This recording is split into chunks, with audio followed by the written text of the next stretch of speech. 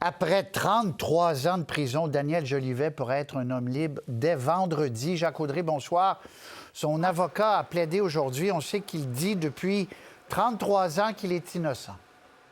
Oui, exactement. Donc, c'était une requête pour remise en liberté provisoire aujourd'hui. On attend la décision vendredi.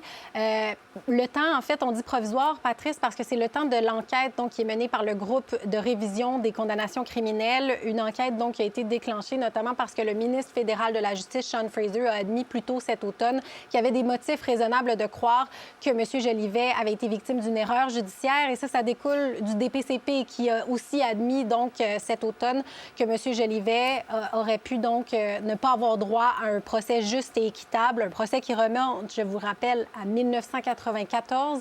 Il a été reconnu coupable de 4 meurtres, condamné à la prison à perpétuité sans possibilité de libération conditionnelle avant 25 ans. Ça fait 33 ans, Patrice, qu'il est détenu. Il l'est toujours notamment parce qu'il clame toujours son innocence. Et ce qui serait au cœur de cette erreur judiciaire, c'est toute la question de la divulgation de la preuve, donc de la preuve qui aurait été cachée lors du procès par la couronne, à la défense par les policiers également. Donc, son avocat aujourd'hui fait cette requête de remise en liberté. L'enquête peut durer entre 1 an et 4 ans. On écoute son avocat. Le ministre de la Justice a simplement 2 pouvoirs. Il a un pouvoir d'ordonner un nouveau procès. Il a également un pouvoir de renvoyer l'affaire devant une cour d'appel pour traiter le dossier comme si c'était un appel.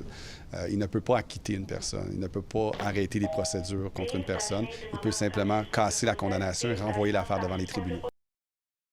Bon, il est encore en dedans parce qu'il ne reconnaît pas le crime, donc il n'y a pas eu droit à une libération conditionnelle. Non, exactement.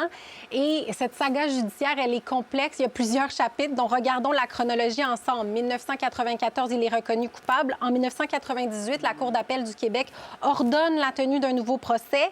Mais donc, la Cour suprême va renverser cette décision de la Cour d'appel. En 2005, Daniel Jolivet fait une demande de révision de condamnation criminelle auprès du ministère de la Justice. Ce sera rejeté en 2007. Il y en aura d'autres, donc 2008-2009, qui seront aussi rejetés.